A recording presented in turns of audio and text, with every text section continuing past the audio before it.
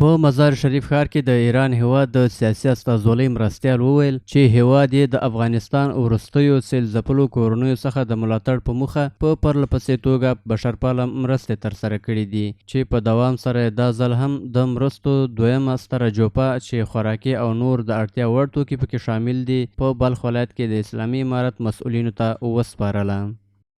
این اقلام هم همون مثل سابق چادر،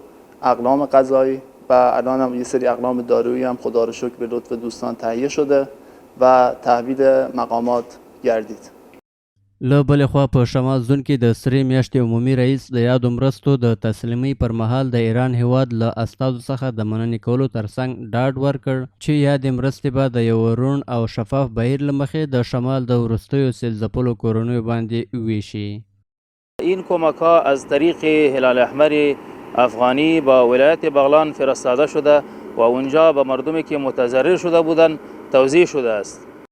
د یادولو وړ ده چې د ایران هیواد له لوري له یوې اونۍ څخه په کمه موده کې دا دویمه د مرستو جوپه ده چې د وروستیو طبیعي پیښو څخه د زیانمنو شوو کورنیو سره د مرستې په موخه بلخ ولایت ته راورسېدله چې په یادو مرستو کې ترپال، چپرکټ، خیمې، د اشپزۍ لوښي، جامې او خوراکي توکي شاملیږي.